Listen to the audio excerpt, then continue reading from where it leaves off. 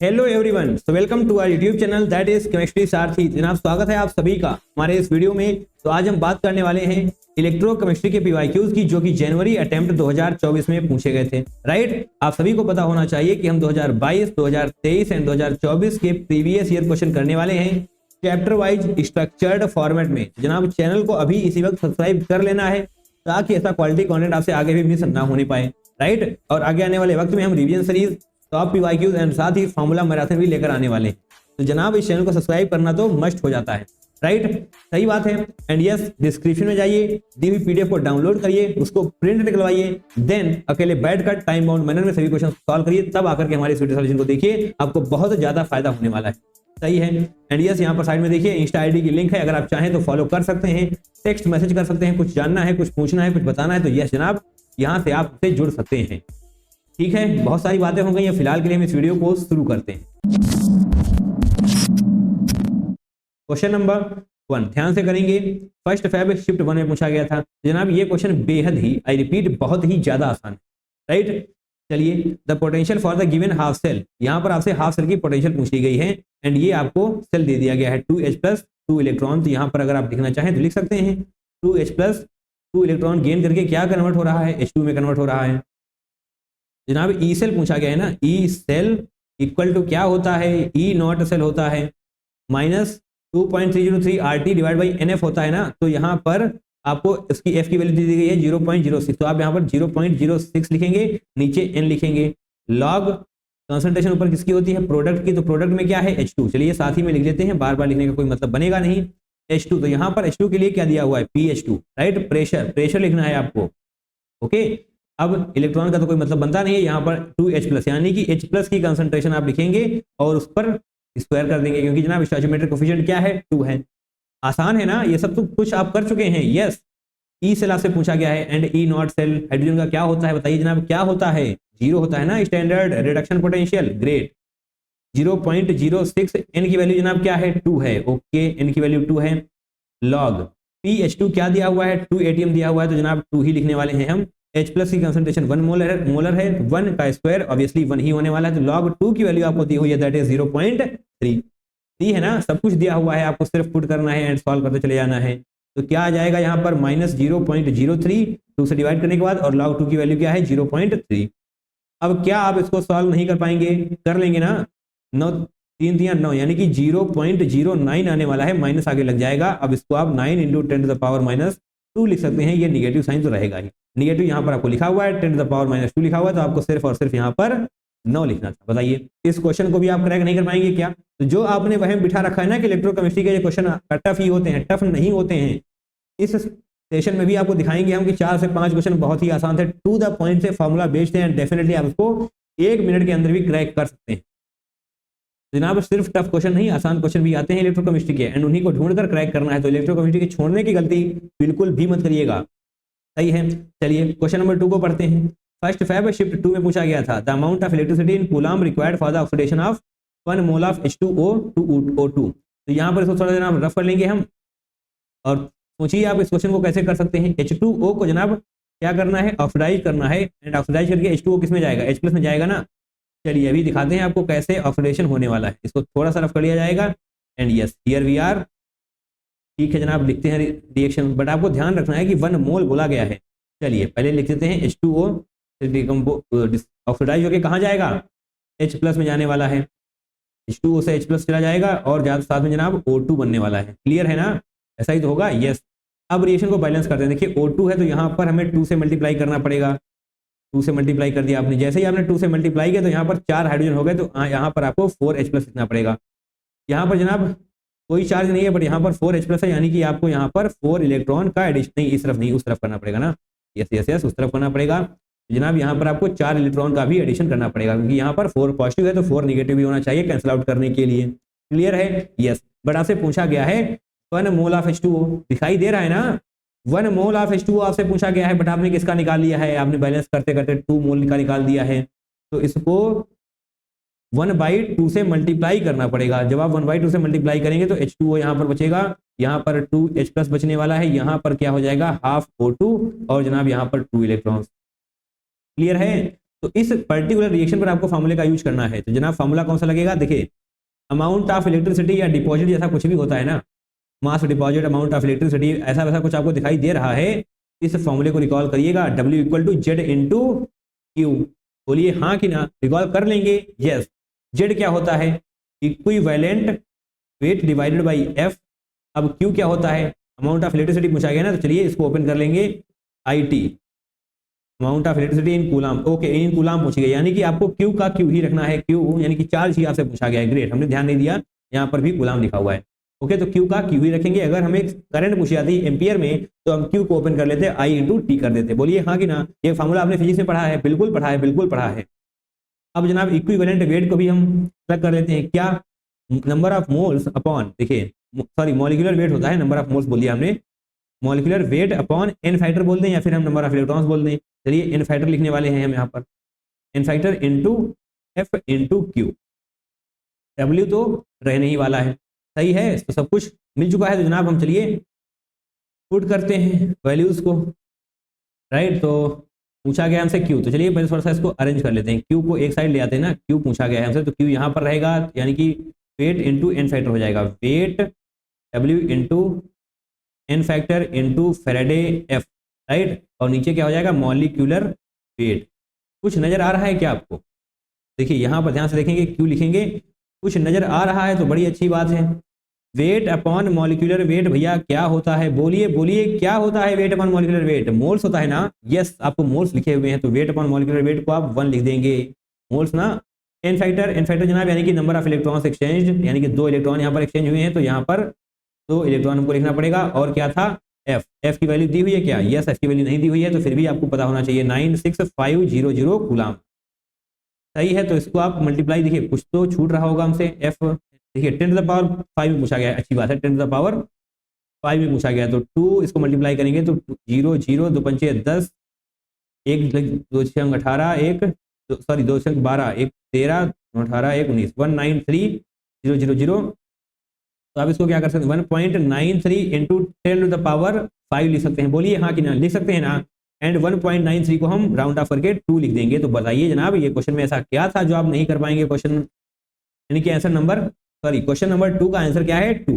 Great, इस वाले फॉर्मूले को आप रिकॉल कर लेंगे। इस वाले फॉर्मूले का यूज जनाब जनवरी 2024 के भी क्वेश्चन में हुआ है, यहाँ पर दिखाई दे रहा है आपको, और साथ में जनवरी 2023 के भी क्वेश्चन में इसका यूज हुआ है। इस फॉर्मूले को रट के जाना है, W equal to Z into Q बोलेंगे, क्यू इक्वल टू IT होता है, बाकी जेड क्या होता है, इक्विवेलेंट वेट अपॉन एफ बोले तो 96500 कूलाम। क्लियर हो रही बातें, बोलिए हाँ कि ना, क्लियर होनी चाहिए जनाब, ऐसा कोई ऑप्शन बचना नहीं चाहिए कि ये सब क्लियर हो ही ना आपसे, सही है।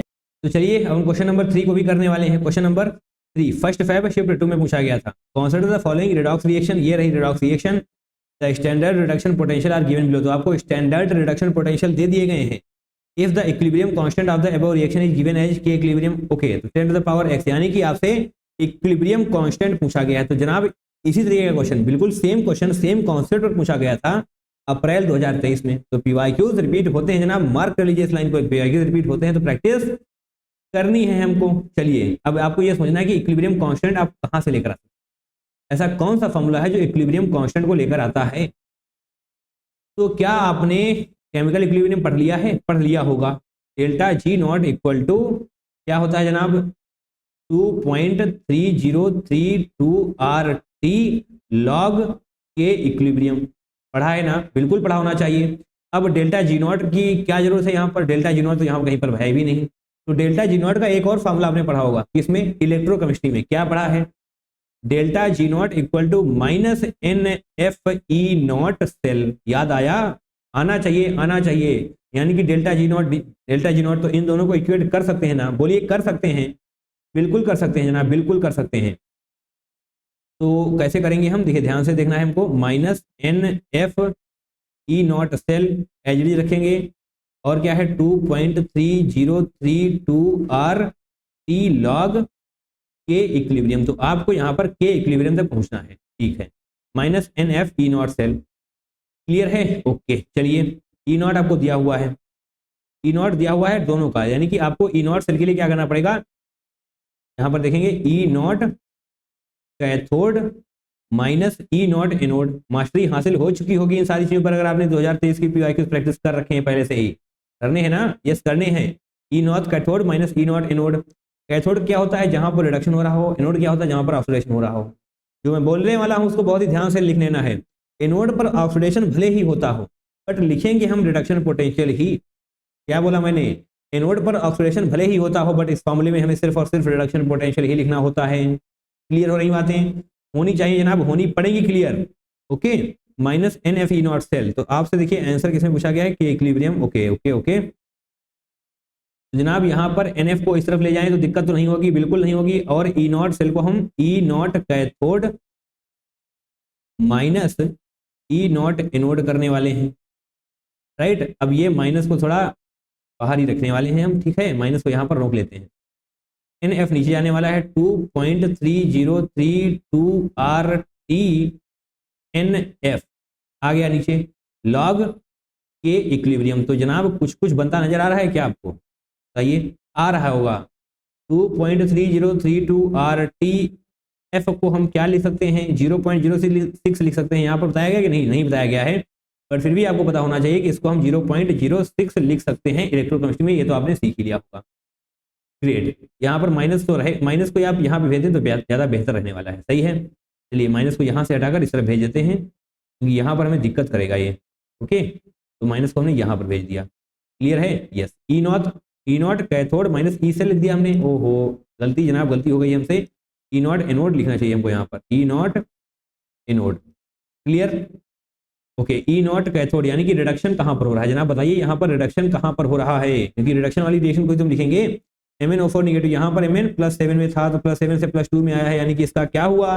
रिडक्शन। यानी कि कैथोड में हमको ये लिखना पड़ेगा MnO4 निगेटिव टू Mn2+, यानी कि 1.51। आइए नीचे, 1.51 माइनस ई नॉट एनोड, यानी कि जहां पर ऑक्सीडेशन हो रहा हो। ऑक्सीडेशन भले ही हो रहा हो बट लिखना हमें रिडक्शन पोटेंशियल ही होता है। तो यहाँ पर क्या है? CO2। यहाँ पर कार्बन किस में है? +4 में है। यहाँ पर जनाब कार्बन किस में हो जाएगा? 8 यहाँ पर हो जाएंगे, तो 6, यानी कि यहाँ पर कार्बन है +3 में। तो क्या है आपको यहाँ पर रिडक्शन पोटेंशियल नजर आ रहा है ना? आ रहा है। +4 से +3 रिडक्शन हो रहा है। दैट मीन्स इसको आप एज लिखने वाले हैं -0.49 इक्वल टू करेंगे 0.06 लिखेंगे। तो जनाब यहाँ पर 0.06 तो हो जाएगा, बट जैसे ही आप n की तरफ आएंगे यानी कि नंबर ऑफ इलेक्ट्रॉन्स, तो यहाँ पर रिएक्शन बैलेंस करनी पड़ जाएगी। ओहो, हमने ध्यान ही नहीं दिया था। तो पहले रिएक्शन ही बैलेंस कर लेते हैं। रिएक्शन बैलेंस कर लेंगे, थोड़ी सी स्पेस हमको चाहिए, तभी तो हम यहाँ पर लिख पाएंगे भैया। यस यस यस, तभी तो लिख पाएंगे। आयन इलेक्ट्रॉन मेथड आपको एक्सप्लेन किया जा चुका है, पढ़ाई करनी पड़ेगी जनाब। आयन इलेक्ट्रॉन मेथड का आना चाहिए। अगर ये नहीं आ रहा है ना तो दिक्कतें रहेंगी, इलेक्ट्रोकेमिस्ट्री तो आपसे होगी नहीं, और साथ में आपसे रिडॉक्स चैप्टर के भी कुछ पीवाईक्यू छूट सकते हैं। तो आयन इलेक्ट्रॉन मेथड आना चाहिए। मैंने चारों पॉइंट लिखाए हैं बड़ी शिद्दत के साथ। चलिए, MnO4 निगेटिव, यहाँ पर MnO4 निगेटिव किसमें जा रहा है? Mn2+ में। तो हमको क्या लेना पड़ता है? ऑक्सीडेशन नहीं, यहाँ पर रिडक्शन होगा पहले। Reduction half reaction. Reduction half reaction क्या है? MnO4 निगेटिव से किसमें कन्वर्ट हो रहा है? MnO4 निगेटिव से कन्वर्ट हो रहा है Mn2+ में। ठीक है, अब हम लिख देंगे ऑक्सीडेशन हाफ रिएक्शन। अब जनाब ऑक्सीडेशन हाफ रिएक्शन में क्या होने वाला है? H2C2O4 से CO2, दिखाई दे रहा है ना? H2C2O4 H2C2O4 से CO2। अब जनाब चारों पॉइंट रिकॉल करेंगे हम आयन इलेक्ट्रॉन मेथड के, जो हमने लिखाए हैं आपको। राइट, क्या है पॉइंट्स? क्या पॉइंट? हाइड्रोजन एंड ऑक्सीजन के अलावा जो भी है उसको बैलेंस करना है। तो यहाँ पर Mn है यानी कि बैलेंस है। यहाँ पर आइए H2C2O4, तो यहाँ पर देखिए मैंने क्या बोला? हाइड्रोजन एंड ऑक्सीजन के अलावा जो भी है, यानी कि यहाँ पर हाइड्रोजन एंड ऑक्सीजन के बारे में अभी नहीं सोचना है, आगे बताएंगे हम तब सोचना है। 2 कार्बन है यहाँ पर, तो यहाँ पर भी 2 कार्बन हो जाने चाहिए। पॉइंट नंबर 1 कंप्लीट हो चुका है। पॉइंट नंबर 2, ऑक्सीजन को बैलेंस करने के लिए H2O का एडिशन करना होता है। ऑक्सीजन को बैलेंस करने के लिए H2O का एडिशन, यहाँ पर ऑक्सीजन होगा ना? यस, O4, यानी कि आपको 4H2O करना पड़ेगा, तभी तो 4 ऑक्सीजन आपको मिलेंगे जब 4 H2O का एडिशन करेंगे। यस, यहाँ पर देखिए 4 ऑक्सीजन यहाँ पर हैं, 2 यहाँ पर, तो यहाँ नहीं, यहाँ पर भी 4 हो चुके हैं। राइट, 2 2 जा 4। ओके, ये बैलेंस हो चुकी है पहले से ही। थर्ड पॉइंट पर आइए, हाइड्रोजन को बैलेंस करने के लिए H+ का एडिशन करना है। हाइड्रोजन को बैलेंस करने के लिए H+ का एडिशन करना है। तो हाइड्रोजन यहाँ पर क्या है? 8 हाइड्रोजन है ना, तो 8H+ हमें करना पड़ेगा। 4 दूनी 8, 8 हाइड्रोजन। यहाँ पर 2 हाइड्रोजन है, यहाँ पर कोई हाइड्रोजन नहीं है, यानी कि 2H+ आपको इस तरफ भी करना पड़ेगा। बोलिए हाँ कि ना? करेंगे, बिल्कुल करेंगे। चौथा पॉइंट, चार्ज को बैलेंस करने के रिगार्डिंग है। चार्ज, यहाँ पर चार्ज जनाब कितना है, +8। जस्ट अ सेकेंड, देखिए इसमें देखिए प्रोडक्ट साइड क्या है, +8, 8 H प्लस है, यहाँ पर -1, तो यानी कि +7 हो जाएगा। रिएक्टेंट साइड, प्रोडक्ट साइड क्या है, +2, तो जनाब यहाँ पर हम +5 इलेक्ट्रॉन कर दें अगर हम रिएक्टेंट साइड, तो डेफिनेटली बैलेंस हो जाएगा। बिल्कुल होगा, बिल्कुल होगा। चलिए यहाँ पर हम 5 इलेक्ट्रॉन का एडिशन कर देते हैं इस तरीके से। बढ़िया है, समझ आ रहा है। अब यहाँ पर आते हैं, यहाँ पर जनाब रिएक्टेंट साइड कोई भी चार्ज नहीं है, but product side 2H plus, यानी कि 2 पॉजिटिव का चार्ज है, तो यहाँ पर भी हमें 2 इलेक्ट्रॉन का एडिशन करना पड़ेगा, तभी तो जनाब एक दूसरे को कैंसिल आउट कर देंगे। चलिए आपने रिएक्शन को बैलेंस कर लिया है, बट अगर आप ओवरऑल रिएक्शन निकालना चाहते हैं ना, तो क्या करना होता है, तो हमें electrons, number of electrons same करने पड़ेंगे। तो नंबर ऑफ इलेक्ट्रॉन्स यहाँ पर 5 है, यहाँ पर 2 है, तो ऊपर अगर हम 5 से मल्टीप्लाई कर दें इस रिएक्शन को, ओहो कैसे करेंगे ये, इस रिएक्शन को हम 2 से मल्टीप्लाई कर दें और नीचे वाली रिएक्शन को हम 5 से मल्टीप्लाई कर दें, तो नंबर ऑफ इलेक्ट्रॉन्स 10 हो जाएंगे ना। यस, बिल्कुल हो जाएंगे। तो जनाब करते हैं, बड़ा ही बेहतरीन क्वेश्चन है, काफी लेंदी क्वेश्चन हो रहा है। तो 2, देखिए ये कौन सी रिएक्शन है, ऑक्सीडेशन वाली ना, रिडक्शन वाली है, रिडक्शन रिएक्शन है यहाँ पर ये, या फिर थोड़ा हम इसको कवर कर लेते हैं तो आपको समझने में आसानी रहेगी, अदरवाइज दिक्कतें रहेंगी। चलिए इसको थोड़ा सा हम कवर कर लेते हैं, बाद में इसको ओपन कर दिया जाएगा। क्लियर है, ओके। यानी कि अब हम यहाँ पर इरेजर का यूज नहीं कर पाएंगे, अदरवाइज दिक्कतें रहने वाली हैं।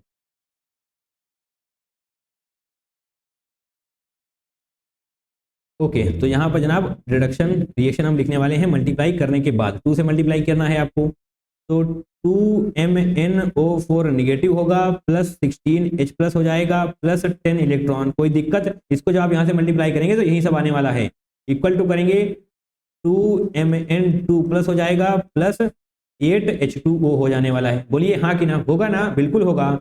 अब ऑक्सीडेशन वाली रिएक्शन को अभी हम मल्टीप्लाई करेंगे 5 से, दिखाई दे रहा होगा आपको यहाँ पर, 5H2C2O4 हो जाएगा, इक्वल टू जनाब इक्वेट करेंगे तो 5 यानी कि 10CO2 हो जाने वाला है, +10H प्लस हो जाएगा, एंड जनाब यहाँ पर 10 इलेक्ट्रॉन हो जाने वाले हैं। अब इन दोनों रिएक्शन को आप ऐड करेंगे तो यहाँ पर 10 इलेक्ट्रॉन हट जाएगा, यहाँ से 10 इलेक्ट्रॉन हट जाएगा। सही है, तो जनाब ये बेहद ही शानदार क्वेश्चन है। एक बार फिर से हमें ये सब कुछ लिखना पड़ेगा। Overall reaction 2MnO4 negative +16H plus, चलिए रहने देते हैं क्योंकि यहाँ पर हमें सिर्फ और सिर्फ n पता करना था, तो n क्या होने वाला है, 10, n की वैल्यू 10 हो जाने वाली है, n की वैल्यू 10 हो जाने वाली है, यहीं पर तो लिखना था।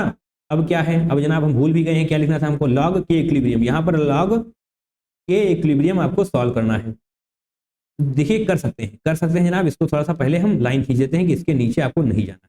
क्लियर है, यस, कि उसके नीचे तो हमने बैलेंसिंग समझी है रिएक्शंस की। तो इसको आप ऐड कर सकते हैं, 1.59 माइनस माइनस प्लस हो जाएगा, तो 1.59 प्लस 0.49 क्या होने वाला है, 2 होने वाला है, इंटू 10 होगा, डिवाइडेड बाई 0.06 होगा, इक्वल टू लॉग के इक्विलिब्रियम। बोलिए हाँ कि ना।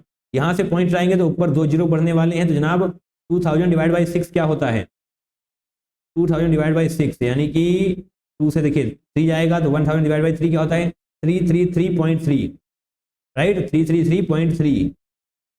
बट आई थिंक इसका आंसर 333 नहीं आ रहा है, 339 आ रहा है। ओके 339, यस जनाब 339 आ रहा है इसका आंसर। तो क्या गलती हो रही है हमसे जनाब, जो गलती हो रही है ना वो आपको हम बताते हैं क्या गलती हो रही है। ये हमने 0.06 लिख दिया था, 0.06 नहीं 0.059 लेना होगा। अगर बताया जा रहा है तभी ये सब करना है जनाब, ठीक है, 0.059 हम लेंगे, और कहीं लिखा था हमने नहीं, 0.06 यहाँ पर भी हमने लिख दिया है, तो 0.059 लिख लेते हैं। क्लियर है, 0.059, यहाँ पर 0.059 अगर आप लेंगे तो 2 इंटू यहाँ पर भी 0.059 लेंगे हम, इसको हटाते हैं, हटाएंगे, यस, 2 इंटू 1000 तो रहेगा ही रहेगा, 1000 रहेगा ना, 1000 नहीं रहेगा, 10 रहेगा सबसे पहले, बाद में करते हैं आगे। 2 इंटू 10 डिवाइडेड बाई 0.059, इसको आप ऐसे करेंगे तो 3 जीरो बढ़ जाने वाले हैं।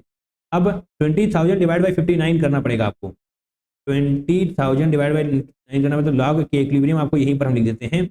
बाकी 20,000 डिवाइड बाई 59 करना होगा, तो चलिए कहाँ पर करते हैं, चलिए यहाँ पर कर लेंगे 59, 20,000 जनाब, यहाँ पर 3 से जाएगा, 180 होता है ना 60 से, तो यानी कि 157 हो जाने वाला है, 60 या 180 नहीं 187 होगा, राइट, 187 नहीं जनाब 177 होगा, ओहो बड़ी कन्फ्यूजन है जनाब, बड़ी कन्फ्यूजन है। 177 23 आ जाने वाला है, 0 बढ़ जाएगा तो 3, यानी कि अब 3 से ही जाएगा, 6 चौक 24, यस 3 से ही जाएगा तो 177 एक बार फिर से होगा, 23 30 53 यानी कि 53, 0 आगे बढ़ जाने वाला है। ओके, अब जनाब किससे जाएगा, 6 मान लेंगे ना इसको, 6 8 48, 6 9 54, 6 8 48, 8 से जाएगा, 8 9 72, 2 8 45 7 47, 9 9 81, 9 5 45, यानी कि 8 से जाने वाला है, बट बहुत ही करीब जाएगा। 8 9 72, 2 से ले जाएंगे 7 8 45 7 47, 10 से 2 जाएगा, 8 बचेगा 52, यानी कि 58, यस यस यस 58। जनाब इसको जब आप यहाँ पर पॉइंट लगाएंगे आगे करेंगे तो 0 बढ़ेगा, तो अब ये 9 से जाने वाला है, 338.9 आगे कुछ आएगा तो इसको आप राउंड ऑफ करके 339 लिख पाएंगे, 339 लिख पाएंगे, बोलिए हाँ कि ना। तो यस जनाब लॉग इक्विलिब्रियम की वैल्यू आ जाने वाली है 339। तो कैसा लगा ये कुछ बताइए, कमेंट सेक्शन में बताना जरूर है। अगर ये एक्सप्लेनेशन पसंद आया तो वीडियो को लाइक किए बिना तो जाना ही नहीं है, कमेंट जरूर करना है जनाब। कमेंट किए बिना हम कैसे समझ पाएंगे कि आपको क्या समझ आ रहा है क्या नहीं समझ आ रहा है। चलिए एक बार फिर से क्विक रिवीजन देते हैं इसका। यहाँ पर आपको देखिए क्या क्विक रिवीजन देना है, इसमें ई से वाले फॉर्मूला लगाएंगे हम। लॉग के इक्विलिब्रियम आपसे पूछा गया तो आपको ये सोचना पड़ता है कि लॉग के इक्विलिब्रियम आप लेकर कहाँ से आएंगे। तो इस फॉर्मूले को आपने केमिकल इक्विलिब्रियम में पढ़ा है, इसको अभी भी थोड़ी देर पहले आपने इलेक्ट्रोकेमिस्ट्री में पढ़ाई होगा, ठीक है। इन दोनों फॉर्मूले को हम इक्वेट करेंगे तो हमें डेल्टा जी नॉट गायब होता हुआ मिलेगा एंड यस बाकी चीजें ओपन हो जाएंगी। ई नॉट सेल को हम E naught cathode minus E naught anode मानते हैं, तो यस यहाँ पर कैथोड एनोड का रिडक्शन पोटेंशियल आपको दिया हुआ है एंड आपको रिडक्शन पोटेंशियल का ही यूज करना होता है, भले ही एनोड पर ऑक्सीडेशन होता हो। क्लियर, तो ये सब कुछ आप करेंगे एंड जो गलती हम कर रहे थे 0.06 वो नहीं करनी है, 0.059 ही लेना है। अगर आपको बताया जाए कि 0.06 लेना है तभी आप ले सकते हैं, अदरवाइज 0.059 ही हम लेंगे। ओके, तो इसको आप सॉल्व करेंगे। अब नंबर ऑफ इलेक्ट्रॉन्स की जब बारी आएगी तब हमें याद आएगा कि हमें रिएक्शन भी बैलेंस करनी होती है। तो इस तरीके से आपको रिएक्शन बैलेंस करना है, हाफ रिएक्शन लिखना है, ऑक्सीडेशन हाफ रिएक्शन लिखना है। नंबर ऑफ इलेक्ट्रॉन्स 4 पॉइंट आपने बता दिए गए, आपको याद कर लेंगे। नंबर ऑफ इलेक्ट्रॉन्स बैलेंस हो जाएंगे तो डेफिनेटली आप इस क्वेश्चन को आगे भी क्रैक कर पा रहे होंगे। काम एंड कंपोज रहिएगा, बिल्कुल भी फ्रस्ट्रेट नहीं होना है, बिल्कुल भी प्रेशर नहीं लेना है अपने आप पर, तो डेफिनेटली क्वेश्चन क्रैक होगा। चलिए क्वेश्चन नंबर 4 को करेंगे, तो उसके लिए ये सब कुछ रफ करते हैं और अपना क्वेश्चन वापस लेकर आते हैं। तो चलिए जनाब हम क्वेश्चन नंबर 4 शो करते हैं। 27 जनवरी शिफ्ट 1 में पूछा गया था। क्वेश्चन सॉल्व करने के लिए हमने ये सब कुछ सही से तैयार कर लिया है। क्वेश्चन नंबर 2 और 3 को उसके नीचे छुपा दिया गया है। Okay okay okay, the mass of silver, इसका मोलर मास दिया हुआ है। The mass of silver displaced by a quantity of electricity which displaces 5600 ml of O2 at STP। जनाब इसको मार्क कर लीजिए, थोड़ा सा अच्छा क्वेश्चन है, इसको बोल सकते हैं। क्यों बोल सकते हैं, क्योंकि देखिए आपको यहाँ पर देखिए क्वेश्चन तो सिंपल है बट थोड़ा सा अच्छा इसलिए बोला जाएगा क्योंकि इसका कॉन्सेप्ट आपको परेशान कर सकता है। ओके देखिए, सेम अमाउंट ऑफ इलेक्ट्रिसिटी, यानी कि जितनी इलेक्ट्रिसिटी 5600 ml ऑफ O2 को डिस्प्लेस कर रही है उतनी इलेक्ट्रिसिटी कितने मास ऑफ सिल्वर को, यानी कि सिल्वर के कितने वेट को डिस्प्लेस कर पाएगी, ये आपसे पूछा गया है। मैंने आपसे कई बार कहा है कि जब मास ऑफ सिल्वर मास या फिर इलेक्ट्रिसिटी के रिगार्डिंग कुछ भी पूछा जाए तो आपको किस फॉर्मूले का याद करना है, आपको ये वाला फॉर्मूला याद आना चाहिए, W = Z × Q, है ना। तो जनाब यहाँ पर क्या लिखा हुआ है, सेम इलेक्ट्रिसिटी आपको बताई गई है, दैट मीन्स Q सेम रहने वाला है, Q सेम रहेगा ना, इस केस में भी Q सेम रहेगा, इसमें भी सेम रहेगा, क्योंकि क्या लिखा हुआ है, quantity of electricity which displaces, यानी कि सेम इलेक्ट्रिसिटी बोली गई है, सेम इलेक्ट्रिसिटी, सही है ना। चीजों को क्लियर करते हुए चलना है। चलिए आइए, तो जनाब ये जो वेट है ना, यहाँ पर सिल्वर का वेट निकालेंगे हम, तो ये किस पर डिपेंड कर रहा है, सिर्फ और सिर्फ W is directly proportional to Z, बोल सकते हैं ना, क्योंकि Q तो सेम ही है। ठीक है, इतना हमने बोल दिया। अब जनाब Z का मतलब क्या होता है, equivalent weight divide by F होता है ना, यस। तो क्या हम लिख लें यहाँ पर, चलिए लिख लेते हैं। ओके, यहाँ पर ऐसे नहीं कि यहाँ पर रफ करेंगे तो पीछे वाला भी रफ हो सकता है, ध्यान से करना है हमको। W is directly proportional to equivalent weight divide by F, कोई दिक्कत नहीं होनी चाहिए। अब जनाब हम 1 बाई 1 इसको ओपन करते हैं, राइट। देखिए Ag, ऊपर हम Ag लिखने वाले हैं, नीचे O2 का लिखने वाले हैं, ठीक है ना। ऊपर हम Ag का वेट लिखने वाले हैं, नीचे हम O2 का वेट लिखने वाले हैं। इक्वल टू का साइन लगाएंगे तो इक्विवेलेंट वेट, इक्विवेलेंट, देखिए इक्विवेलेंट वेट को भी तो ओपन कर सकते हैं हम। इक्विवेलेंट वेट का क्या फॉर्मूला होता है, जस्ट सेकंड, इसको फिर से रफ करना पड़ेगा।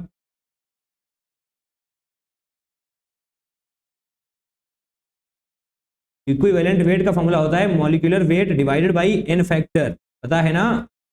तो इसको भी हम ओपन कर लेते हैं साथ में, यहाँ पर हम लिख भी देते हैं इक्विवेलेंट वेट क्या होता है, molecular wait divided by n factor. तो जनाब साथ ही में हम इसको ओपन करने वाले हैं, तो WAG यानी कि वेट ऑफ AG आपको सबसे पहले लिखना पड़ेगा। That means molecular weight of AG divided by n factor, और यहाँ पर हम F लिख देते हैं, n फैक्टर ऑफ AG, सही है, ओके, इनटू अब हमें वेट ऑफ O2 लिखना पड़ेगा। तो वेट ऑफ O2 जनाब यहाँ से इक्विवेलेंट वेट आप लिखेंगे। इक्विवेलेंट वेट के लिए molecular weight of O2 divided by n factor of O2 into F। बताइए कोई दिक्कत तो नहीं है इसको समझने में। अब इनटू F आप यहाँ से F को निगलेक्ट कर सकते हैं, यानी कि कैंसिल आउट कर सकते हैं इस तरीके से। F की वैल्यू तो सेम ही होने वाली है, दैट इज 96500। क्लियर है। तो यहाँ पर अब आपको क्या निकालना पड़ेगा, n फैक्टर, यानी कि आपको रिएक्शन के थ्रू जाना पड़ेगा तभी तो निकाल पाएंगे। n फैक्टर बोले तो इलेक्ट्रॉन्स, नंबर ऑफ इलेक्ट्रॉन्स, यहाँ पर मॉलिक्यूलर वेट तो दिया हुआ है। ओके ओके ओके, चलिए सॉल्व करते हैं। वेट O2 का भी तो पता करना पड़ेगा, तभी तो आप वेट ऑफ AG निकाल सकते हैं। ओके, तो जनाब क्या करना पड़ेगा, देखिए थोड़ा सा हम बता देते हैं कि यहाँ पर होने क्या वाला है, राइट। ओहो, बढ़िया से डायग्राम बनाया जाएगा, हालांकि ये ना भी बनाया जाएगा तब भी आपको दिक्कत नहीं होने वाली, पर ठीक है चलिए थोड़ा बना देते हैं। यहाँ पर क्या होने वाला है, एक इलेक्ट्रोड ऐसे कर देते हैं। देखिए यहाँ पर सॉल्यूशन में क्या है, AG है ना, यानी कि AG प्लस प्लस इलेक्ट्रॉन है ना, तो यहाँ पर ऐसे लिख लेंगे हम AG प्लस प्लस इलेक्ट्रॉन, तो क्या मिलने वाला है AG, सही है। यहाँ पर ऐसे इलेक्ट्रिसिटी, और ये क्या है, सेम इलेक्ट्रिसिटी, राइट, इस तरीके से कनेक्ट होने वाला है। यहाँ पर भी क्या होगा, O2 होने वाला है, सही है। O2 कन्वर्ट होगा किसमें, H2O में। चलिए अभी हम इसकी रिएक्शन बढ़िया तरीके से लिखेंगे, और ये सॉल्ट ब्रिज हो जाने वाला है, ठीक है। ये थोड़ा थोड़ा डायग्राम हमने बना दिया, बहुत ज़्यादा जरूरत भी नहीं है, बहुत ज़्यादा आपको करने की जरूरत भी नहीं है, ठीक है। AG plus electron, AG plus plus electron से क्या जा रहा है, AG, ओके। तो यहाँ पर जनाब कितने इलेक्ट्रॉन हो चुके हैं, एक। अब बारी है O2 की, O2 से क्या बन रहा है, H2O। तो जनाब इसको थोड़ा सा बैलेंस कर लेंगे अगर हम, तो बढ़िया रहेगा, है ना। बैलेंस करने के लिए येलो पेन लेकर आते हैं। तो बैलेंसिंग कैसे करेंगे हम, देखिए यहाँ पर 2 ऑक्सीजन है तो यहाँ पर भी 2 ऑक्सीजन होने चाहिए, यानी कि 2H2O हम कर देंगे। अब 4 हाइड्रोजन हो गए हैं, दैट मीन्स यहाँ पर 4H प्लस करना पड़ेगा। 4H प्लस यानी कि यहाँ पर 4 पॉजिटिव का चार्ज हो गया ना, यानी कि अब यहाँ पर हमको 4 इलेक्ट्रॉन भी ऐड करने पड़ेंगे ताकि पॉजिटिव निगेटिव कैंसिल आउट कर दे। क्लियर हो रहा होना चाहिए। यानी कि O2 के वेट में, O2 का वेट भी हम कैसे निकालेंगे, यहाँ पर तक, यहाँ से हमने क्या निकाल लिया, n factor. n factor AG के केस में क्या होने वाला है, n फैक्टर ऑफ AG लिखा हुआ है ना, ये 1 हो जाएगा। n factor of H2O, sorry O2, n factor of O2 क्या हो जाएगा, 4। समझ आ रहा है ना, आना चाहिए, क्योंकि ये सारी चीजें आप पहले भी कर चुके हैं। अब हमें वेट ऑफ O2 के लिए ही ये सब कुछ दिया हुआ है, क्योंकि वेट ऑफ O2 के लिए हमको क्या करना पड़ेगा, just a second, number of moles पढ़े हैं ना, तो वेट ऑफ O2 के लिए जनाब 22.4 लीटर में 1 मोल ऑफ O2 हो जाने वाला है। पढ़ा है ये सब कुछ आपने, मोल कॉन्सेप्ट में पढ़ा है। 1 mole of O2, 1 mole of O2 का मतलब 22.4 लीटर ऑफ O2, ओके। जनाब इसको लीटर में सॉरी ml में कन्वर्ट कर लेते हैं, यानी कि 22,400 ml। इससे क्या होगा, 1 मोल ऑफ O2, सही है ना। अब जनाब इसको अगर हम 1 ml बोल दें तो क्या हो जाएगा, 1/22400 मोल ऑफ O2, सही है ना। अब क्या है आपके पास, 5600 ml से क्या होगा जनाब, ऊपर 5600 लिखेंगे, नीचे 2240 आने वाला है मोल ऑफ O2। इसको सॉल्व करेंगे तो क्या आएगा, 2 से 2 जीरो जाएंगे, 56 दूनी 112 दूनी 224, ओके। 1/4 मोल ऑफ O2 आ जाने वाला है। क्लियर है, 1/4 मोल ऑफ O2। अब आप वेट कैसे निकालेंगे इसका, सिंपल है यार। अब क्या है इसमें, वेट ऑफ O2 के लिए क्या करेंगे, मोल्स इनटू मॉलिक्यूलर वेट। तो मोल है 1/4, मॉलिक्यूलर वेट क्या होता है 32, यानी कि वेट आ चुका है 8 ग्राम। बढ़िया है बात, कोई दिक्कत नहीं होनी चाहिए, 8 ग्राम आ चुका है। अब जनाब हम सबकी वैल्यूज पुट कर सकते हैं, तो जनाब हमको क्या मिलेगा, वेट ऑफ AG मिल जाएगा, सही है। वेट ऑफ O2 यहीं पर रखें, चलिए यहीं पर रख लेते हैं, 8 आ चुका है।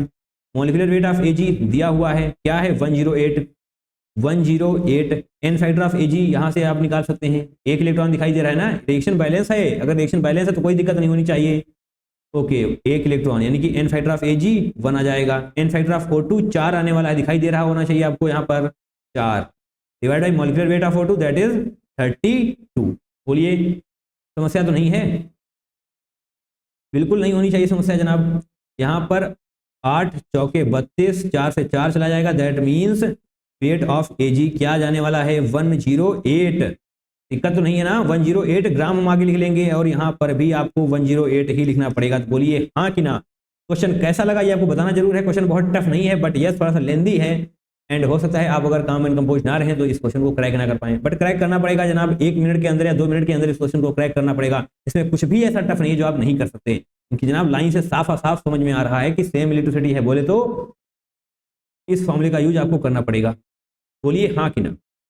राइट, सही है। इक्विवेलेंट वेट के डायरेक्टली प्रोपोर्शनल होगा डिवाइड बाई एफ, तो आप एफ यहाँ से निगलेक्ट कर सकते हैं। जैसे ही आप ये सब कुछ लिखने वाले हैं एफ एफ दोनों भी सेम आएगा, कैंसिल आउट हो जाने वाला है। यहाँ पर सब कुछ आपने लिखा तो आपको पता चला कि आपको एन फैक्टर निकालना पड़ेगा। राइट, एन फैक्टर के लिए आपको ये रिएक्शन के थ्रू जाना पड़ेगा, तभी तो आप एन फैक्टर निकाल सकते हैं। एन फैक्टर बोले तो नंबर ऑफ इलेक्ट्रॉन्स जो एक्सचेंज होने वाले हैं, क्लियर है। और मॉलिक्यूलर वेट तो आपको पता ही होता है, और वेट ऑफ O2, यहाँ पर वेट ऑफ O2 एक नया टर्म आ गया। राइट, अभी आपको समझ में आ रहा होगा कि वेट ऑफ O2 हम कैसे निकालें।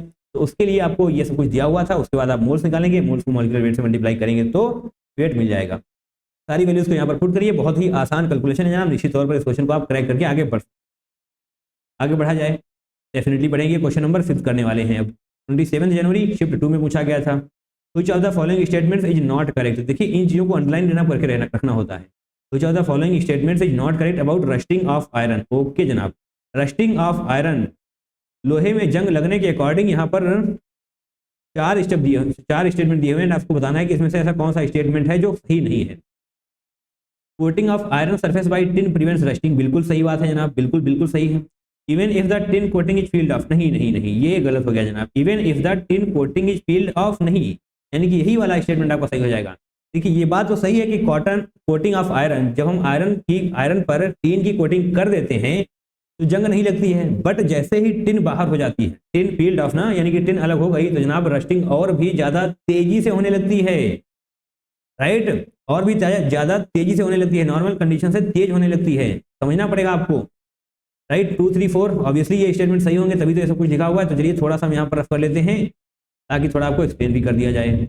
और पहला स्टेटमेंट गलत क्यों हो जाएगा, क्योंकि देखिए यहाँ पर लिखा हुआ है even if the tin coating is peeled of, tin coating is peeled of, अगर टिन कोटिंग हट जाएगी ना तो रस्टिंग नॉर्मल कंडीशन से थोड़ी ज्यादा हो जाती है। क्यों हो जाती है, क्योंकि tin is more cathodic metal. बस आप इतना याद कर लीजिए, बाकी बहुत ज्यादा जरूरत नहीं है। Tin is more cathodic metal, इतना भी याद होगा तो काम चल जाएगा, नहीं भी याद होगा तो कोई दिक्कत नहीं, बट आपको इतना पता होना चाहिए कि अगर टिन कोटिंग हट जाती है तो रस्टिंग और तेजी से हो जाने वाली है। राइट, हालांकि अगर रस्टिंग ऑफ आयरन रोकनी है तो आपको टिन कोटिंग करनी पड़ती है, बट वो टिन कोटिंग हटनी नहीं चाहिए। चलिए स्टेटमेंट 2 को पढ़ते हैं। When pH lies above 9 और 10, rusting of iron does not take place. तो जनाब बिल्कुल सही है। ऐसा क्यों, क्योंकि यहाँ 9 और 10 का क्या मतलब हुआ, एल्कलाइन सॉल्यूशन ना। एल्कलाइन का मतलब होता है more availability of OH negative ions. क्या बोलेंगे हम इसको, more availability of OH negative ions, availability of OH negative ion. इस केस में अगर देखिए आयन OH नेगेटिव आयन की अवेलेबिलिटी ज्यादा है तो रस्टिंग नहीं होती है, उसको हम रस्टिंग से बचा सकते हैं, यानी कि rusting of iron does not take place. ये लाइन सही है, बट ये आंसर सही नहीं होगा, क्योंकि हमसे क्या पूछा गया था, नॉट करेक्ट। ग्रेट, चलिए थर्ड को पढ़ लेते हैं साथ में। डिजॉल्व्ड एसिडिक ऑक्साइड्स SO2 और NO2 in water act as catalyst in the process of rusting. तो जनाब बिल्कुल सही लाइन है ये, और ये क्यों सही है, क्योंकि जो SO2 एंड NO2 है ना, ये क्या है, एसिडिक, आपको बता भी दिया गया है, एसिडिक ऑक्साइड। राइट, तो जनाब जो ये एसिडिक ऑक्साइड्स हैं ये वाटर में डिजॉल्व हो जाएंगे, और एसिडिक सॉल्यूशन का फॉर्मेशन करेंगे। एसिडिक सॉल्यूशन का फॉर्मेशन होने का मतलब रस्टिंग और भी तेजी से बढ़ जाएगी, क्योंकि जनाब वहां पर अवेलेबिलिटी बढ़ जाती है H+ आयंस की, availability of H+ ions increases. देखिए इन सभी लाइन को आप छोटी छोटी लाइन को अगर अपनी शॉर्ट नोट कॉपी में नोट करते जाएंगे तो दिक्कत बिल्कुल नहीं होगी। राइट, यहाँ पर आपको सेकेंड पॉइंट पढ़ना है और लिखना है कि अगर एल्कलाइन सॉल्यूशन है, यानी कि more availability of OH negative ions है, तो इसका मतलब रस्टिंग नहीं होने वाली। रस्टिंग को आप रोक सकते हैं, बट अगर एसिडिक ऑक्साइड्स लाइक SO2 या फिर NO2 अगर मिल जाता है, यानी कि वो अगर एसिडिक सॉल्यूशन का फॉर्मेशन कर सकते हैं, राइट, जो भी यहाँ पर है वो अगर एसिडिक सॉल्यूशन का फॉर्मेशन कर सकता है तो रस्टिंग को बढ़ाने वाला है, क्योंकि वहां पर H+ आयन की अवेलेबिलिटी बढ़ जाती है। H+ आयन की अवेलेबिलिटी बढ़ रही है, इसका क्या मतलब हुआ, रस्टिंग और भी तेजी से होने लगेगी। क्लियर हो रहा है ना, होना पड़ेगा जनाब, होना पड़ेगा, यानी कि ये वाला भी लाइन सही है, ये वाला भी स्टेटमेंट बिल्कुल सही है। आगे बढ़ते हैं। Rusting of iron is investigated as setting up of electrochemical cell on the surface of iron object. जनाब ये वाली लाइन भी बिल्कुल सही है, क्योंकि जनाब ये एक इलेक्ट्रोकेमिकल सेल लिखा हुआ है ना, तो जो रस्टिंग होती है ना वो इलेक्ट्रोकेमिकल प्रोसेस ही है, इलेक्ट्रोकेमिकल प्रोसेस। क्यों? क्योंकि जनाब यहाँ पर भी तो ऑक्सीडेशन रिडक्शन होता है, क्योंकि Fe2+ रिएक्ट करता है H2O एंड O2 के साथ और बना लेता है Fe3+। अब पूरी रिएक्शन नहीं लिखने वाले, आपको सिर्फ इतना समझना होगा। और Fe3+ वाली चीज को ही हम क्या बोलते हैं? इसको ही हम रस्ट बोलते हैं। बोलिए हाँ कि ना? यस जनाब बोलते हैं। तो आयरन पर क्या हो जाने वाला है? आयरन पर ऑक्सीडेशन हो जाता है, राइट। आयरन का ऑक्सीडेशन हो जाएगा Fe2+, Fe3+ और H2O नहीं जनाब, O2 का रिडक्शन हो जाने वाला है, O2 का रिडक्शन हो जाने वाला है। इसको हटाएंगे यहाँ से, O2 का क्या हो जाएगा? रिडक्शन, ठीक है। यानी कि ये एनोड पर होने वाला है और ये कैथोड पर होने वाला है। आयरन एनोड और O2 कैथोड पर होगा, ठीक है। इतना तो हम आपको बता ही चुके हैं, ठीक है। Rusting of iron is investigated as setting up of electrochemical cell on the surface of iron object. Simple है ना, ये भी तो इलेक्ट्रोकेमिकल प्रोसेस की तरह ही होता है। ओके, तो ये वाली लाइन भी सही है, यानी कि ये वाला आंसर नहीं होने वाला। आंसर आपको पहले ही मिल चुका था, बट आपको आना चाहिए हर एक लाइन का मतलब। स्टेटमेंट टाइप क्वेश्चन में कॉन्सेप्ट पर फोकस करना होता है हमको, आंसर पर नहीं। चलिए आगे बढ़ेंगे। अब हम क्वेश्चन नंबर 6 को अटेम्प्ट करने वाले हैं। 27 जनवरी शिफ्ट 2 में पूछा गया था। The hydrogen electrode is dipped in a solution of pH = 3 at 25 degree centigrade, the potential of the electrode will be. तो आपसे इलेक्ट्रोड का पोटेंशियल पूछ लिया गया है, तो क्या आप इसको क्रैक कर सकते हैं? pH = 3 को देखिए, इसको तो क्रैक कर लिया जाएगा। आपको ये बता देते हैं कि द हाइड्रोजन इलेक्ट्रोड, यानी कि यहाँ पर SHE नहीं, वो वाली बात नहीं है। यहाँ पर स्टैंडर्ड हाइड्रोजन इलेक्ट्रोड बोलेंगे हम इसको, स्टैंडर्ड हाइड्रोजन इलेक्ट्रोड। शी का मतलब जनाब वो नहीं है यहाँ पर, हाइड्रोजन इलेक्ट्रोड, राइट। इसका क्या मतलब हुआ? इसका मतलब देखिए ये होता है PtH2H+, ऐसा होता है स्टैंडर्ड हाइड्रोजन इलेक्ट्रोड। तो आपको यहाँ पर pH = 3 दिया हुआ है। चलिए इसको रफ कर देते हैं, क्योंकि हमें थोड़ी सी स्पेस चाहिए क्वेश्चन को सॉल्व करने के लिए। ये तो आप निकाल ही सकते हैं, राइट। pH = 3 को भी अब क्रैक करना पड़ेगा, तो इसको थोड़ा सा रफ कर लिया जाए। पेन को बदला जाएगा। किस कलर का पेन चाहते हैं आप? बोलिए। येलो पेन चाहते हैं? चलिए येलो पेन लेकर आते हैं हम। इस प्रकार से pH = 3, pH का फॉर्मूला आता ही होगा आपको, -log H+, सही है। तो pH = 3 है, -log H+ हो जाएगा। तो जनाब H+ की कंसंट्रेशन क्या हो जाने वाली है? H+ की कंसंट्रेशन हो जाएगी 10⁻⁻3। ये हमने क्यों निकाली? अभी थोड़ी देर पहले, आपको थोड़ी देर में पता चल जाने वाला है। बाकी 2H+ होगा, प्लस इलेक्ट्रॉन होंगे, 2 इलेक्ट्रॉन होने वाले हैं, तो जनाब H2 में कन्वर्ट हो जाएंगे। सिंपल है ना? क्या टफ है इसमें? H+ से H2 बनाइए, फिर आप रिएक्शन को बैलेंस कर सकते हैं। Very simple, very simple. आपको यहाँ पर निकालना पड़ेगा तो standard hydrogen electrode. Okay okay okay, यानी कि ई सेल वाले फार्मूले का यूज करना पड़ेगा हमको। E cell = E0 cell. देखिए E0 सेल हम लिख लेते हैं, हालांकि 0 ही होने वाला है। हाइड्रोजन के केस में E0 सेल क्या होता है? 0 होता है ना। यहाँ पर देखिए 0.059 बोला गया है, 0.059 डिवाइडेड बाई n हो जाएगा, तो n क्या होने वाला है? 2 होगा ना, n = 2। तो यहाँ पर हम 2 लिखेंगे। लॉग, देखिए ये फॉर्मूला हम डायरेक्ट इसलिए लिख रहे हैं क्योंकि कई बार आप इसका यूज कर सकते हैं, कर चुके हैं, राइट। कई बार यूज कर चुके हैं। बार बार पूरा फॉर्मूला लिखा जाए, आपको एक एक चीज एक्सप्लेन करी जाए, ये आपको भी अच्छा नहीं लगेगा और हमें भी जनाब बताने में बार बार कष्ट होता है ना। एक बात को बताया जाए तो समस्याएं तो होती ही हैं। चलिए प्रोडक्ट साइड जनाब क्या होता है? प्रोडक्ट साइड क्या है? PH2 हम लिखेंगे, राइट। PH2 ये हो गया प्रोडक्ट साइड। रिएक्टेंट साइड की कंसंट्रेशन यानी कि H+² आपको करना पड़ेगा, है ना। तो E0 सेल क्या हो जाएगा? 0। ओके, तो इसको आप निगलेक्ट कर सकते हैं, तो -0.059 डिवाइड बाई 2 होगा। और यहाँ पर लॉग होने वाला है। PH2 कुछ दिया हुआ है? नहीं दिया हुआ, यानी कि 1 होने वाला है। H+ की कंसंट्रेशन अभी भी आप निकाल कर आए हैं, कहाँ पर निकाली है आपने? ये 10⁻⁻3। इसका भी आपको स्क्वायर करना पड़ेगा, क्योंकि देख रहे हैं ना स्क्वायर, तो 10⁻⁻6 हो जाने वाला है। तो 10⁻⁻6 ऊपर जाएगा तो 10⁻+6 में कन्वर्ट हो जाने वाला है। चलिए नीचे ही कर लेंगे हम, -0.059 डिवाइड बाई 2 और 10⁻⁻6 ऊपर जाएगा, 10⁻+6 हो जाने वाला है, इस तरीके से। अब ये 6 आगे आ जाएगा तो क्या होगा? 6 × log 10। log 10 की वैल्यू होती है 1, तो 2 3 6। अब इसको मल्टीप्लाई करेंगे हम इस तरीके से, 3 9 27 के साथ 2 3 15 2 17। यहाँ पर 0.17 आ जाने वाला है। आपसे आंसर किसमें पूछा गया है? 10⁻⁻2 में पूछा गया है। तो यहाँ पर आपको 17.7 × 10⁻⁻2 करना पड़ेगा और इसको राउंड ऑफ करने के बाद आप 18 करेक्ट आंसर लिख पाएंगे। यहाँ पर हम 18 लिखने वाले हैं 4 नंबर के लिए, क्योंकि हमको 4 नंबर चाहिए और इस तरीके से हम 18 लिखेंगे, क्वेश्चन को क्रैक करेंगे तो डेफिनेटली +4 तो मिलेगा ही मिलेगा। राइट, सही है ना। तो इस क्वेश्चन में ऐसा क्या था जो आप नहीं कर सकते, बताइए क्या था ऐसा जो आप नहीं कर सकते। इसमें कैलकुलेशन टफ है? बिल्कुल नहीं। फार्मूला कुछ आउट ऑफ द बॉक्स है? नहीं जनाब, इस फॉर्मूले का यूज आपने कई बार किया हुआ है। क्वेश्चन क्रैक करना पड़ेगा, 1-2 बार प्रैक्टिस करिए, डेफिनेटली आप इन चीजों को क्रैक करने वाले हैं। क्वेश्चन नंबर 7 को पढ़िए। ओहो, एक बार फिर से मास के रिगार्डिंग क्वेश्चन पूछ लिया गया है जनाब। मास के रिगार्डिंग अगर क्वेश्चन पूछा जाता है ना तो W = Z × Q रटा हुआ होना चाहिए जनाब, रटा हुआ होना चाहिए ये फॉर्मूला। चलिए, सब कुछ क्लियर हो चुका है। यस, क्वेश्चन नंबर 7 हम कर रहे हैं। 29 जनवरी शिफ्ट होने पूछा गया था। मास ऑफ जिंक, आपसे मास ऑफ जिंक पूछा गया। जिंक सल्फेट सॉल्यूशन है, यानी कि ZnSO4 आप लिख लेंगे, सही है। करंट भी आपको बताया गया है, टाइम भी बता दिया गया है। टाइम क्या है जनाब? 15 मिनट। ठीक है जनाब, बहुत ही बढ़िया।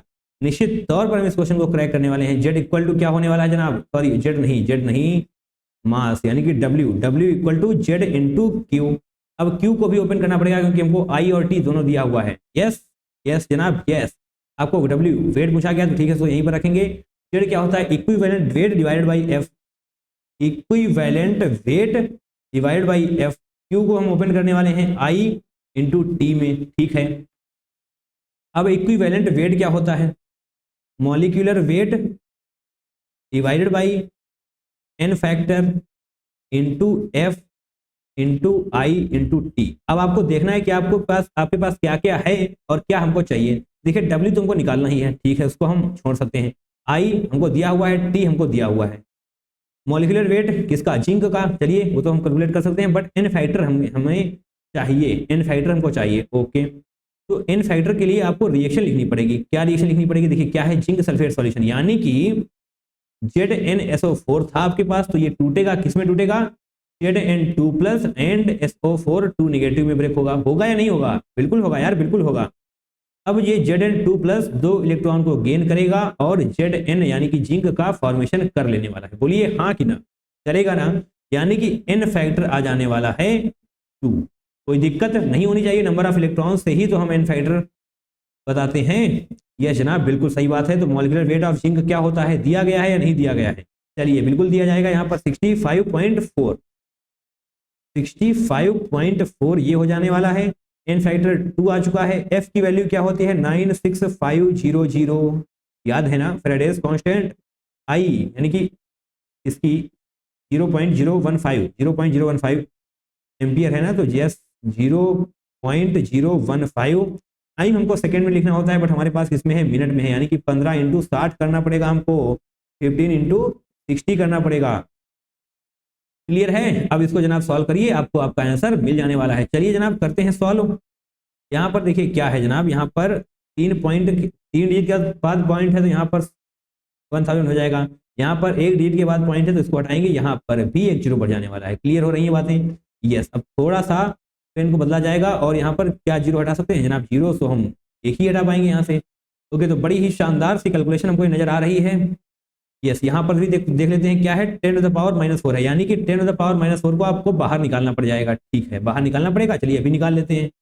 1 से ये चला जाएगा तो जनाब 3 0 यहाँ पर आपको नजर आ रहे हैं, 1 0 यहाँ पर। तो क्या करने वाले हैं हम? 10⁻⁻4, यानी कि देखिए 10⁻+4 नीचे होगा ना? होगा, बिल्कुल होगा। देखिए एक्चुअल में तो क्या होने वाला है? 10⁻+5। 3 यहाँ पर 0 है, 2 यहाँ पर, तो 10⁻5 होगा, बट हम यहाँ से सिर्फ और सिर्फ 10⁻4 अलग करने वाले हैं, यानी कि 1 0 हम यहीं पर छोड़ देंगे। क्लियर है? चलिए, तो यहाँ पर देखिए थोड़ा बहुत अगर निगलेक्ट कट कर सकते हैं यहाँ से, तो भी से कर लेते हैं। 10⁻4 को हम अलग करने वाले हैं। देखिए 10⁻⁻4 यहाँ पर हम लिखने वाले हैं इस तरीके से, तो नीचे क्या आएगा? 2 × 9650। दिक्कत तो नहीं है 9650 को समझने में, क्योंकि यहाँ से हमने ये 3 0 हटा लिए, ये वाला 1 0 हटा लिया और ये चारों 0 को 10⁻4 लिखा और ये 10⁻4 हमने ऊपर लेकर गए हम। क्लियर? बोलिए हाँ कि ना? यस।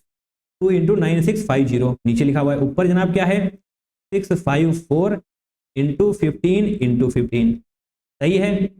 तो क्या जनाब ये 15 से आप हटा सकते हैं? 15 छक्का 90, 6 15 3 45, अच्छा को 60 नहीं, 15 से नहीं जाएगा, यानी कि जनाब ये कैलकुलेशन बड़ी ही शानदार हो रही है। तो सॉल्व करना पड़ेगा आपको जनाब। यहाँ पर हम सॉल्व करने बैठ जाएंगे तो बहुत ज़्यादा टाइम लगने वाला है। चलिए देख लेते हैं एंड सॉल्व करके बताते हैं कि आपको क्या आंसर मिलने वाला है। तो जनाब जब आप इसको सॉल्व करेंगे तो आने वाला है 45.5 7 5 इंटू 10⁻⁻4, तो आपको यहाँ पर इसको राउंड अप करने के बाद 46 लिखना पड़ेगा। तो 46 आपका करेक्ट आंसर हो जाने वाला है जनाब, ये है 46 यहाँ पर लिखना पड़ेगा हम, राइट। इस तरीके से आप क्वेश्चन को क्रैक कर सकते हैं। तो क्वेश्चन में कॉन्सेप्ट बिल्कुल भी टफ नहीं है, बट यस यहाँ पर कैलकुलेशन आपको थोड़ा सा उलझाने की कोशिश करेगी, बट कर सकते हैं आप, ठीक है ना। मूविंग फॉरवर्ड, क्वेश्चन नंबर 8 करेंगे। 29 जनवरी शिफ्ट 2 में पूछा गया था। A constant current was passed through a solution of AuCl4 negative ion between gold electrodes after a period of 10 minutes, यानी कि 10 मिनट दिया हुआ है, तो इसको 10 मिनट को सेकंड में तो कन्वर्ट करेंगे ना, ओके कर लेंगे जनाब। The increase in mass of cathode, यानी कि मास ऑफ कैथोड आपको दिया हुआ है 1.314 gram. The total charge passed through the solution, यानी कि आपसे क्यू पूछा गया है, टोटल चार्ज जो पास हुआ है, ओके। एंड जनाब यहाँ पर ध्यान से देखना है, एफ भी आपको लिखा हुआ है, यानी कि एफ पूरा सॉल्व करने की जरूरत नहीं है, एफ की वैल्यू लिखने की जरूरत नहीं है, सिर्फ और सिर्फ एफ लिख दीजिएगा। यहाँ पर आंसर में एफ लिखा हुआ है ऑलरेडी, बहुत बढ़िया जनाब, बहुत बढ़िया। तो फॉर्मूला क्या होता है, W equal to Z into Q. Q तो हमको पता करना है, यानी कि जनाब चलिए थोड़ा हम और लिख लेते हैं। जेड क्या होने वाला है, equivalent weight divided by F. तो equivalent weight divided by F होगा ना, क्यों यहाँ पर इक्विवेलेंट वेट क्या होता है, molecular weight upon n factor, molecular weight upon n factor into F into Q और यहाँ पर डब्ल्यू। अब जनाब आपको क्यू पता करना है, तो क्यू को एक साइड ले लेंगे और बाकी सारी चीज़ों को समेट कर रखते हैं, यानी कि W into n factor into F divided by molecular weight, सही है ना, मॉलिक्यूलर वेट। चलिए चलिए जनाब, चलिए करते हैं। मॉलिक्यूलर वेट आपको दिया हुआ है AU का 197, बड़ी अच्छी बात है। ये आपको दिया हुआ है, टाइम की जरूरत है क्या, W into n factor, time की जरूरत ही नहीं है, ओके टाइम की जरूरत ही नहीं है। तो जनाब यहाँ पर और क्या चाहिए हमको, n factor, okay. N factor जनाब कैसे निकालेंगे, देखिए यहाँ पर AuCl4 निगेटिव है, AuCl4 निगेटिव, यानी कि AU पर कितनी ऑक्सीडेशन स्टेट है, निगेटिव जनाब लगा लीजिए, यानी कि AU3+ है ये, AU3+, ओहो AU3+ 3 इलेक्ट्रॉन गेन करेगा, तब AU में बनेगा ना, AU3+ + 3 इलेक्ट्रॉन आप करेंगे तब जाकर AU बनने वाला है, यानी कि एन फैक्टर हो जाने वाला है यहाँ पर 3 इलेक्ट्रॉन हो रहे हैं ना, यानी कि 3 इसका एन फैक्टर हो जाएगा। तो जनाब क्या दिक्कत है इसमें, व्हाइट पेन लेकर आएंगे। W वेट कितना दिया हुआ है, ओहो वेट देख लेते हैं इससे पहले, 1.314 ग्राम, 1.314 ग्राम वेट दिया हुआ है, एन फैक्टर 3 है, एफ आपको एफ ही लिखना है क्योंकि आंसर में लिखा हुआ है। मॉलिक्यूलर वेट क्या था, 197, दिखाई नहीं दिया आपको क्या, ये देखिए जनाब लिखा हुआ है। चलिए चलिए बहुत अच्छी बात है, इसको हम सॉल्व कर सकते हैं। क्या है, 9 7 16 1 17, यानी कि पूरा तो सॉल्व नहीं होने वाला, 18 होता तो जनाब 30 से डिवाइड हो जाता, ओके। तो यहाँ पर ऐसे करेंगे, यानी कि यहाँ पर 1000 आ जाने वाला है, ओके 1000 आ गया, 197, यहाँ पर हम 197 इसको 3 से मल्टीप्लाई कर लेते हैं, 3 39 42, यानी कि 39 42 हो जाएगा। इधर हम 197 कर लेते हैं, 200, यानी कि 1 से जाने वाला है 197, 14 से 7 7 38 19 19 आ जाएगा, नहीं यानी कि 2 से चला जाएगा, ओहो, यानी कि आसानी से आप इसको सॉल्व कर सकते हैं। ये 2 से जाएगा, 2 से जाएगा तो 394 आने वाला है, यस 394 आएगा, यानी कि यहाँ पर 0002 लिखेंगे आप, जाएगा नहीं, पॉइंट लगाएंगे, 0 बढ़ेगा, ओके, यानी कि 20, यानी कि 20 इंटू 3 क्या आने वाला है, 60 आने वाला है, डिवाइडेड बाई 1000 आप करेंगे, इंटू एफ करेंगे। तो जनाब किस फॉर्मेट में पूछा गया है ये तो पहले देख लें हम, 10⁻⁻2 में पूछा गया है, ग्रेट, 10⁻2 में पूछा गया है। इसको यहाँ से करेंगे 6/100 का मतलब हो जाता है 6 इंटू 10⁻², ये 6 हमने क्यों लिख दिया जनाब, यहाँ पर तो हम पहले ही मल्टीप्लाई कर चुके थे, ओहो जस्ट अ सेकेंड, यहाँ पर हम पहले ही मल्टीप्लाई कर चुके थे, ये वाला 3 पहले ही यूटिलाइज हो चुका है यहाँ पर, तो यानी कि मल्टीप्लाई नहीं करना पड़ेगा, सिर्फ और सिर्फ आपको यहाँ से 20 लेकर आना है, राइट। ये जो सॉल्व करेंगे तो 20 पॉइंट समथिंग आने वाला है, ओके। तो यहाँ पर सिर्फ 20 लेकर आने, दैट मीन्स ये 6 नहीं 2 हो जाना चाहिए, 2 इंटू 10⁻²f, ये आपका करेक्ट आंसर है। 10⁻²f आपको यहाँ पर ऑलरेडी लिखा हुआ दिखाई दे जाएगा, यहाँ पर सिर्फ और सिर्फ आपको 2 लिखना पड़ेगा। जनाब ये बेहद ही आसान क्वेश्चन है, कई बार इस कॉन्सेप्ट में क्वेश्चन पूछा गया है, आपने भी कई बार किया होगा, हमने भी कई बार कराया है, ओके। तो जनाब ऐसे क्वेश्चन गलत ना होने पाए, इलेक्ट्रोकेमिस्ट्री से तो टफ क्वेश्चन तो आते ही हैं, बट उसके साथ साथ ऐसे आसान क्वेश्चन भी आ रहे होते हैं, तो जनाब ढूंढना है और फटाफट से क्रैक कर देना है, सही है ना। चलिए अब हम क्वेश्चन नंबर 9 को करने वाले हैं, क्वेश्चन नंबर 9 पढ़ते हैं। Reduction potential of ions are given below, तो आपको यहाँ पर 3 आयन दिए हुए हैं, उनका रिडक्शन पोटेंशियल आपको दिया गया है। फिर आपसे पूछा गया है कि the correct order of their oxidising power. तो क्या इस क्वेश्चन को आप करेक्ट नहीं कर पाएंगे क्या, बताइए। क्वेश्चन नंबर 9 30 जनवरी शिफ्ट 2 में पूछा गया था। आपको पता होना चाहिए, क्या पता होना चाहिए, standard reduction potential. Standard reduction potential जितना ज्यादा होगा, या फिर हम बोल दें positive, right, positive standard reduction potential जितना ज्यादा होगा, रिडक्शन उतनी ही आसानी से हो जाने वाला है। और ये आपको रटना नहीं है जनाब, रटना नहीं है, क्योंकि इधर देखना है आपको। यहाँ पर मान लेंगे, यहाँ पर क्या है, हाइड्रोजन। आपको टेबल याद है, हाइड्रोजन के ऊपर क्या होता है, सब पॉजिटिव वाले होते हैं, हाइड्रोजन के ऊपर पॉजिटिव वाले होते हैं, हाइड्रोजन के नीचे निगेटिव वाले होते हैं। बात क्लियर हो रही है, हो रही है ना। यहाँ पर सभी पॉजिटिव हैं, बहुत अच्छी बात है, यानी कि ये सभी हाइड्रोजन के ऊपर वाले हैं। अब जनाब ध्यान से देखना है, जब आप ऊपर की तरफ बढ़ते चले जाते हैं, जब आप नीचे से ऊपर जा रहे होते हैं, तो ऑक्सीडाइजिंग एबिलिटी बढ़ती चली जाती है, यानी कि खुद का रिडक्शन आसान होता चला जाता है। अगर यहाँ पर हम ए बी सी और डी लिखें, तो जो ए वाला है ना, वो इन तीनों को ऑक्सीडाइज करने की ताकत रखता है। ए वाला जो है इन तीनों को ऑक्सीडाइज करने की ताकत रखता है, यानी कि इसका रिडक्शन इन तीनों के कंपैरिजन में बहुत आसान होने वाला है। बोलिए हाँ कि ना, समझ आया ना, पूरा जोर दिया जा रहा है जनाब, पूरी तरीके समझना है। अब अगर हम बात डी की करें, तो डी के पास ताकत है इन तीनों को रिड्यूस करने की। नीचे जाते हुए रिड्यूसिंग एबिलिटी बढ़ती है, ऊपर जाते हुए ऑक्सीडाइजिंग एबिलिटी बढ़ती है। बोलिए हाँ कि ना, यानी कि जो नीचे वाला होगा उसकी ताकत है कि ये ऊपर वाले सभी को रिड्यूस कर देगा, और जो ऊपर वाला होगा वो नीचे सभी को ऑक्सीडाइज कर देगा। बोलिए हाँ कि ना, समझ आया। इसका मतलब जो ऊपर वाला होगा उसका रिडक्शन आसान होने वाला है। जितना ज्यादा ऊपर जाते जाएंगे आप, उतनी ही आसानी से रिडक्शन होता चला जाएगा। जितना नीचे आते जाएंगे उतनी ही आसानी से ऑक्सीडेशन होता चला जाएगा। क्लियर है ना, ओके।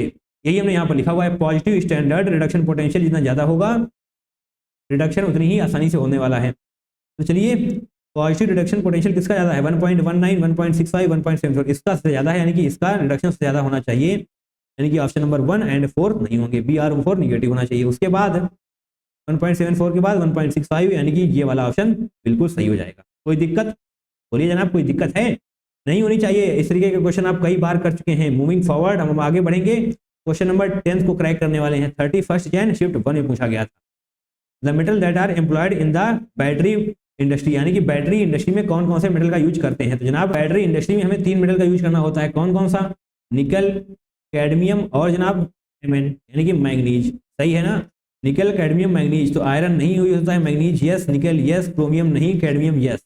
तो बी सी ए नहीं, बी सी ए, बी सी ई होना चाहिए ना, ये ए लिखा हुआ है, ओहो ए नहीं होगा जनाब, यहाँ पर ई होना चाहिए, E E, right, printing error है थोड़ी सी। तो यानी कि B C E correct order हो जाएगा आपका, बी सी ई, यानी कि option number 1 is going to be the correct one. Battery industries में हमें इन 3 मेटल्स का यूज करते हैं, यस जनाब करते हैं। आगे बढ़ेंगे, फिलहाल के लिए क्वेश्चन नंबर 11 पर आते हैं। 31 जैन शिफ्ट 1 में पूछा गया था, identify the factor from the following that does not, ओहो, that does not affect electrolytic conductance of a solution. ऐसा कौन है जो इलेक्ट्रोलाइटिक कंडक्टेंस को अफेक्ट नहीं करता। तो कौन करता है, आपको ये याद होना चाहिए, कौन करता है, नेचर ऑफ इलेक्ट्रोलाइट। 3 फैक्टर होते हैं जो इलेक्ट्रोलाइटिक कंडक्टेंस को अफेक्ट करते हैं। तो पहला क्या होता है, नेचर ऑफ इलेक्ट्रोलाइट। इलेक्ट्रोलाइट का कैसा नेचर है, इस पर जनाब बहुत ज़्यादा डिपेंड करने वाला है।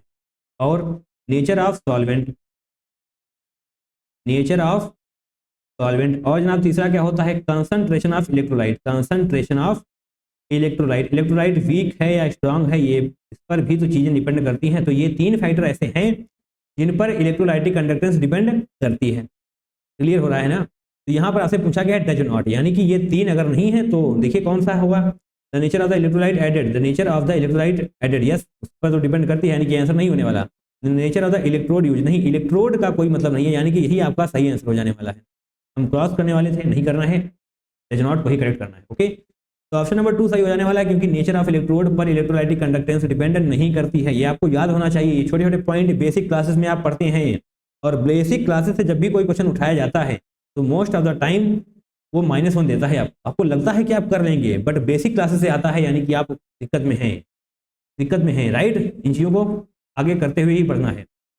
आगे पढ़ लीजिए, कंसंट्रेशन ऑफ इलेक्ट्रोलाइट हमने यहाँ पर लिखा दिया, नेचर ऑफ सॉल्वेंट यूज हमने यहाँ पर लिखा दिया। क्लियर है, मूविंग फॉरवर्ड अब हम आगे बढ़ेंगे, क्वेश्चन नंबर 12 करने वाले हैं। 31 जैन शिफ्ट 1 में पूछा गया था, one Faraday of electricity liberates x into 10⁻⁻1 gram atom of copper from copper sulphate. तो copper sulphate one Faraday of electricity है, तो चलिए यहाँ पर हम थोड़ा पेन बदलते हैं। कॉपर सल्फेट सॉल्यूशन है, यानी कि CuSO4 टूटने वाला है किसमें, Cu2 प्लस SO4 2 निगेटिव में टूटेगा। अब आपको यहाँ पर पूछा गया है जो Cu2 प्लस है वो 2 इलेक्ट्रॉन गेन कर रहा है, कॉपर में कन्वर्ट हो रहा है, यानी कि n फैक्टर की वैल्यू आप यहाँ से निकाल सकते हैं। क्या आने वाली है, 2 आने वाली है। क्लियर है। यस, आपसे ये पूछा गया कि one Faraday of electricity liberates x into 10⁻⁻1 gram atom of copper, यानी कि कितने एटम ऑफ कॉपर को वो लिबरेट करा सकती है। क्लियर हो रहा है। आना पड़ेगा जनाब, समझना पड़ेगा, राइट, समझना तो पड़ेगा ही। Cu2 प्लस 2 इलेक्ट्रॉन Cu, तो जनाब ये देखिए बहुत ही आसान क्वेश्चन हो जाता है अगर ये इस तरीके का क्वेश्चन पूछा जाता है, और ऐसा क्वेश्चन 2022 जून अटेम्प्ट में भी पूछा गया है। ओके, चलिए देखिए थोड़ा बताते हैं आपको। यहाँ पर क्या है, 2 इलेक्ट्रॉन है ना, तो 2 इलेक्ट्रॉन का मतलब क्या हो जाएगा, देखिए यहाँ पर देखेंगे 2 फैराडे ऑफ इलेक्ट्रिसिटी, ये 2 नहीं और कुछ भी हो सकता था अगर यहाँ पर कुछ बदल जाता। तो जो जून अटेम्प्ट का क्वेश्चन है वहां पर ये 3 इलेक्ट्रॉन आए थे, तो यहाँ पर वहां पर क्या हो गया था, 3 फैराडे। यहाँ पर फिलहाल हम लिखते हैं, बाकी वो आपको बाद में एक्सप्लेन कर दिया जाएगा। 2 Faraday of electricity, 2 Faraday of electricity is required to deposit, ये लिख लेना है इन चीजों को, टू डिपॉजिट 1 मोल एटम लिखें, चलिए 1 मोल और 1 ग्राम कॉपर एटम। ठीक है, सही है जनाब। और ये हमने 2 फैराडे कहाँ से लिखा जनाब, यहाँ पर 2 इलेक्ट्रॉन है हमने इसलिए लिखा। ये कोई याद नहीं कर लेना है इस चीज को कि ऐसा ही होता है, ऐसा ही नहीं होता है, ये जो क्वेश्चन में बोला गया है ना उसके अकॉर्डिंग ऐसा होता है। क्लियर हो रहा है।